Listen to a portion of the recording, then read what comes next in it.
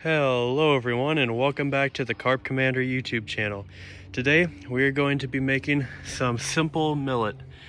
Now to start, you need 5 pounds of millet, 2 cups of flour, and 2 cups of wheat bran or soybean meal.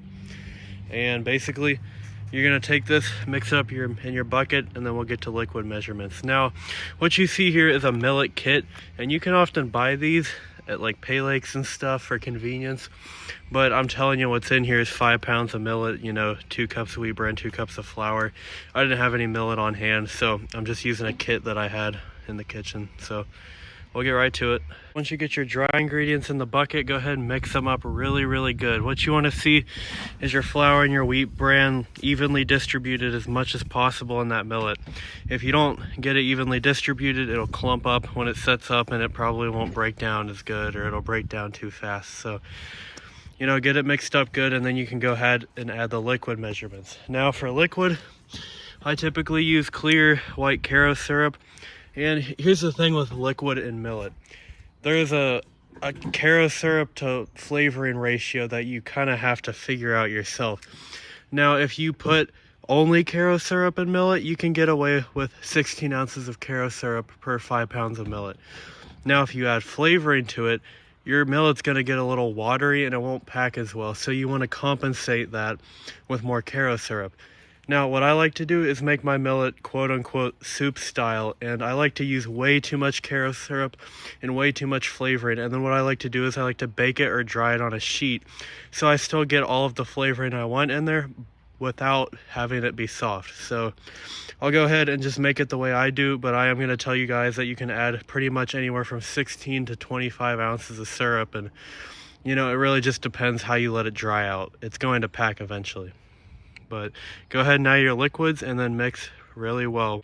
So I have thoroughly mixed this millet. As you can see, everything's good and mixed up. Make sure when you are mixing millet to really get down in there and get the stuff off the bottom. There's going to be a lot of dry flour, a lot of dry wheat bran and millet that just sticks to the bottom, especially in the center, and you're just going to want to get that up and churn it up, bring it to the top. So millet should be mixed for a minimum of 2 minutes in my opinion. Usually it takes me about 5 minutes to make just a standard batch. And if you're making it like I do with 1 full bottle of flavoring and 28 ounces of Karo syrup, it's a process to get it mixed up. Now, like I said, there are multiple ways to do it.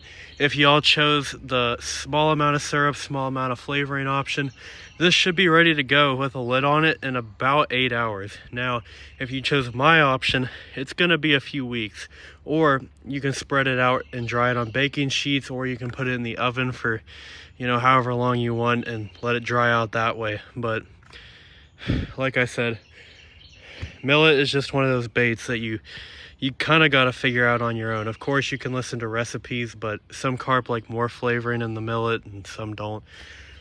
The carp at Lakeview 2, where I'm going to use this bait, really like Carp Buster, and I just take a full bottle of 1-on and I just soup up the millet with that, and they eat this stuff up no problem. I mean, everyone knows fish like Carp Buster, especially wild ones, but this is just the bait I use. Y'all can make millet however way you want it, but that's about it, guys. Put the lid on, let it sit up for however long I said, and that's about it.